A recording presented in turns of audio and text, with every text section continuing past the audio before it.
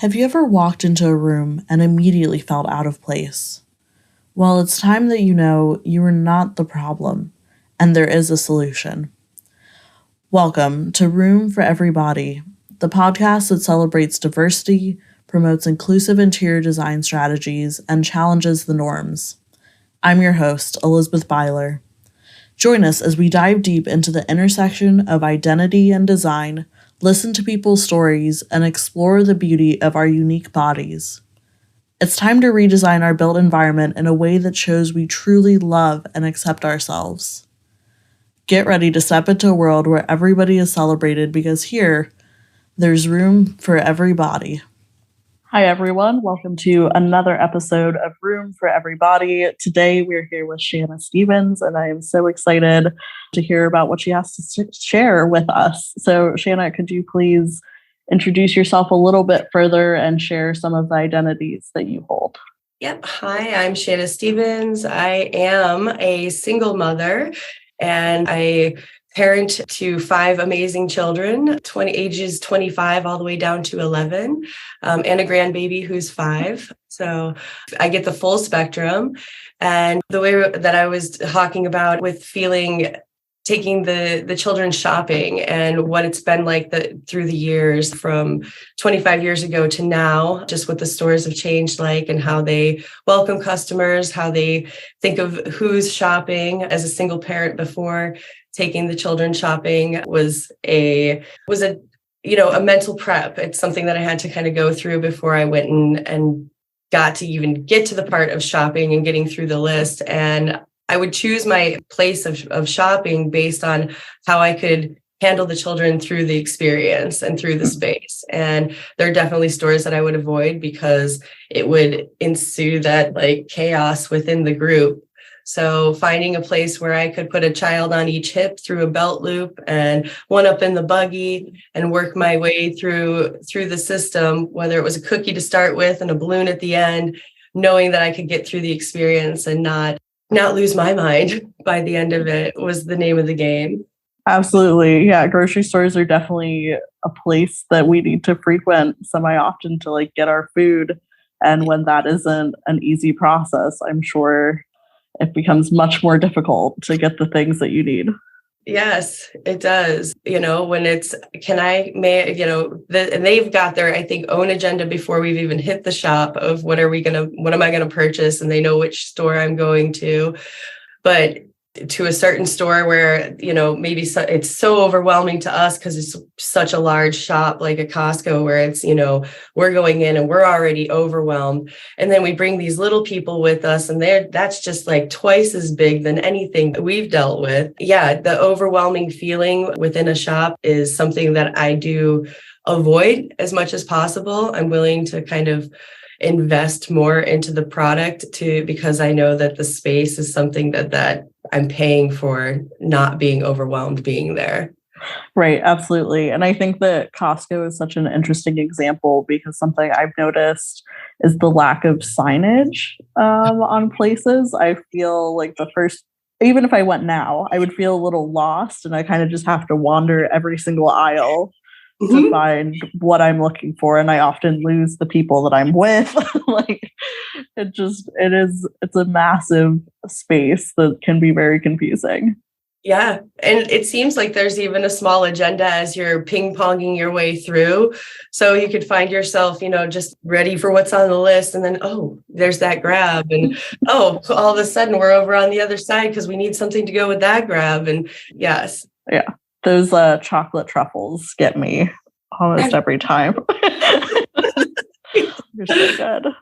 I'm curious what your experience in grocery stores was like as a child. Do you remember that? Gosh, I do remember we had a small little IGA, so a small shop. I grew up in a country town and I loved the experience because, the cheese guy, the vegetable guy, it wasn't little sample stations. It was, the guy actually would just cut a peach right there and hand you a peach. Like there were no worries about what we do have to worry about now. Or the first time I had Chihuahua cheese, it was because it was a new cheese in the cheese department. And like the smell of the store when you first walk in, the produce, there was such a fresh produce smell back then when we were kids, where now there's such a sterile smell, I feel like when you go into the grocery store. I know that there's a level of sterilization and cleanliness and all that, but there's something inviting about it's almost like smelling your backyard in the grocery store, like your garden is right there. And when you walk in, like seeing people that you know, and you carry on small little conversations with even the cashier who knows everything that's going on everywhere. And then I remember when Omni, which is a large superstore, came in. I don't even know if it's still around, but it was before Costco and Sam's Club. And it was, again, super overwhelming. As a little kid, you'd walk through and these big, huge shelves, but you got to bag your own groceries. And my brothers and I fight for who got to bag your own groceries. And now it's like a thing. You do self-checkout and all. I mean, that was a kid's dream back then. So, But yeah, as a kid, I enjoyed it. I enjoyed going shopping, but we didn't do it as much, it felt like, as nowadays, because I guess we had a garden in the back and bought local from, when it was eggs or meat and stuff, and you only went for a few things. But now it's everything. So yeah, I enjoyed it then. Right. Much different experience when someone else is looking after you than you having to look after your children. Yeah. Yeah, that's it. Yep. I'm the I want.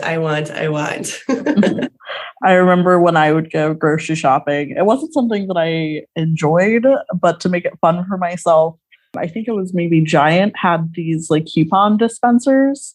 So I would like pull the coupons out and put them back in the top and see how many I could like do while my mom was still in the same aisle. And that was like my way of making it a more enjoyable experience. Yes. Oh my gosh, that's righteous. I love that. I do remember those little ticket tabs. Yep.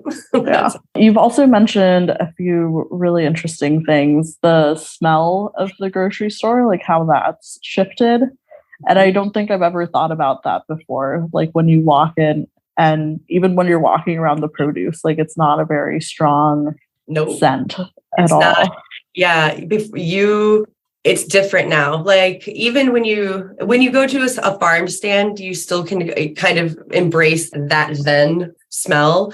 But in a grocery store now, it's kind of sad, is the best I can say, because I am assuming it's the waxes or the pesticides or whatever it is. Yeah, I do remember like you just ate what was in season. Like you weren't getting things out of season. Like you just waited for those strawberries and peaches would come in and cherries almost, and then you ate as much as you could. But it's so different now that you can just have it whenever, and teaching the kids, that what their relationship is with food is so much different. Whereas before, like you knew your farmers, like I had all of my friends dads were all farmers, whether it was meat or grain or, veggies, like everybody's dad was doing something. And so that was their cantaloupe on there, or their watermelons on there. So when you were buying something, you knew who you were. Now as an adult, you know who it was all feeding, but still, even then you had relationship to your food. Whereas now it's very distant. Like, yeah, I'm going to watch that documentary and see that, that burger and crack those eggs. So yeah. Right. Definitely a much different experience. I've also heard that sometimes in grocery stores, they'll put like the sugary cereals that kids like more at like kid level. Yep. Are there other things in the store that you've noticed like that? They love to put the little toys, that are I call them buy them and bust. Like they're as soon as you open the package, it's in 5 pieces. But it creates this chaos, I think, with the parent, where the parent is almost then just grabbing because they just want to stop this situation. And when you bring in the whole dynamic of others looking at you and viewing your parenting on display, where they have no context, like of what's been going on here or who the child is or how you parent, and you're now feeling, if you're an empath, or you feel the laser eyes on you. But also, I think educating the children through the grocery shopping experience is something I didn't have before, whereas now my children are much more educated in the product. So they know that they're not going to ask for something unless they turn around and look at the macro and there's like, oh, dang, it's like more than 10 grams of sugar, mom's just going to say no. So we might as well put it back. Their relationship and their understanding is so much different because my relationship and understanding is different. So they'll try it every once in a while, but they also know that they're going to come with like a debate. Like I could ask for this really, really high sugary thing, but look, this one's less. It's still over the 10, but can I have it? So again, that's setting them up as a consumer later on in life to make their own choices, but like not maybe be won over by the marketing. Like what is the big one's the gluten-free for us, right? So we're super gluten-free, and that's great that it's gluten-free, but you turn it around and it's filled with like all of these other things that you don't want to have now. And it's really, as soon as they figure out who you are as a consumer, they've already switched the marketing game to go ahead and target it and then pull in. But I mean, I guess that's what it's about. So I'm just staying educated and one step ahead. Yeah, definitely. I think that's great that you're bringing your kids along and making it that educational experience, because there is so much of that marketing that's going into your shopping experience that we often don't think about. Yeah. How do you feel about the sound in a grocery store, like the music and things that are playing?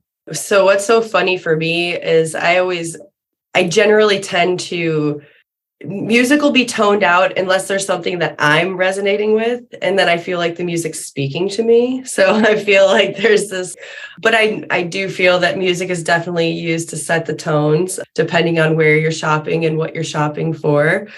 I think that, yeah, because I'm really big into sound and like what we listen to and what kind of radio is being put in. And so, yeah, seeing what they're putting through and what they're using to influence the consumer. Mm-hmm. Yeah, some light jazz here or some nice heavy hard. And yeah, definitely used to help set the mood, we'll say, or inspire the buyer.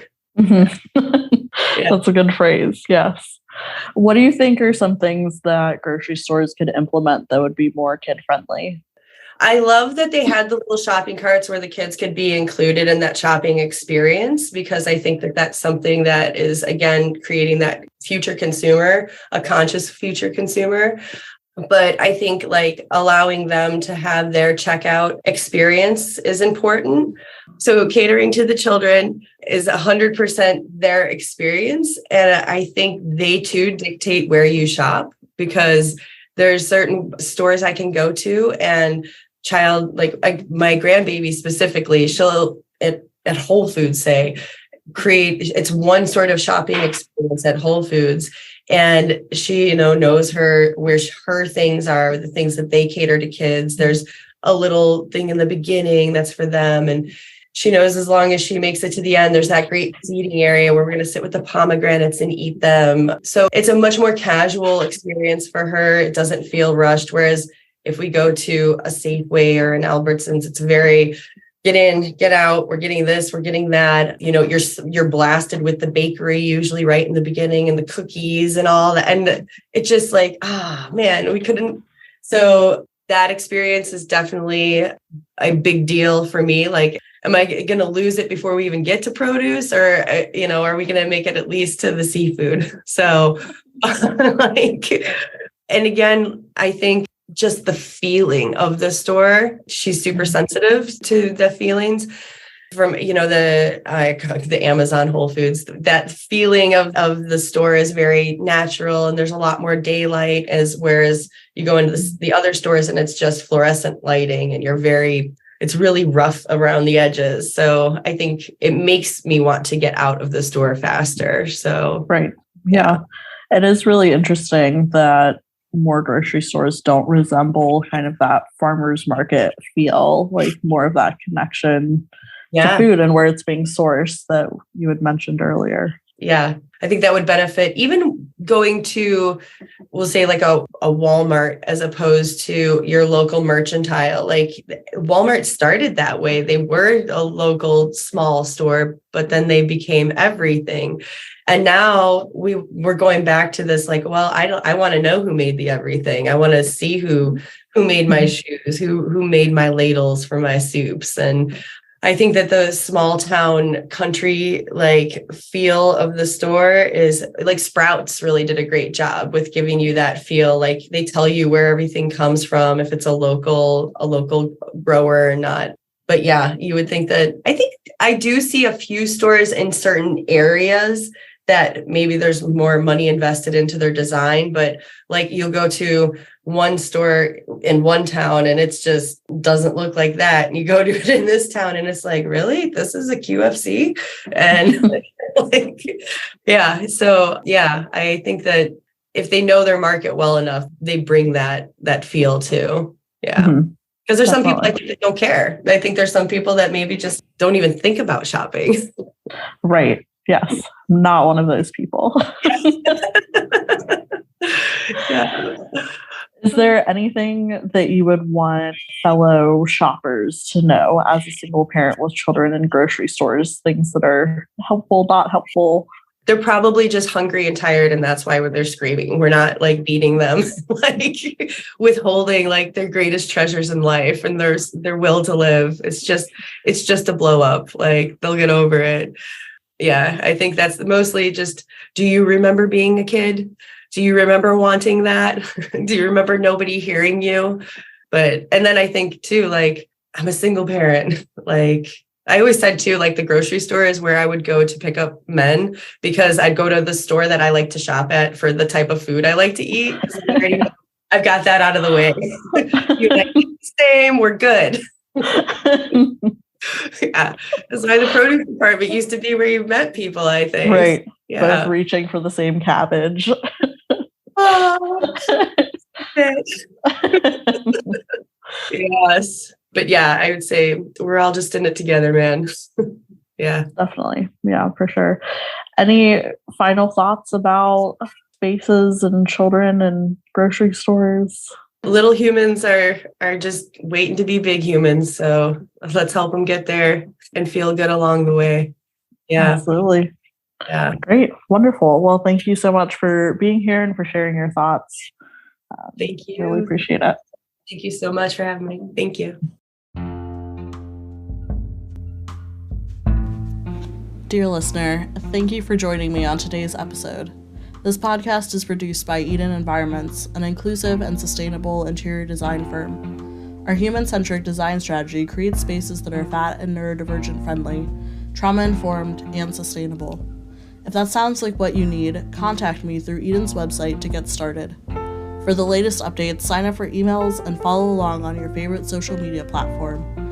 And until we meet again, I wish you gentle days.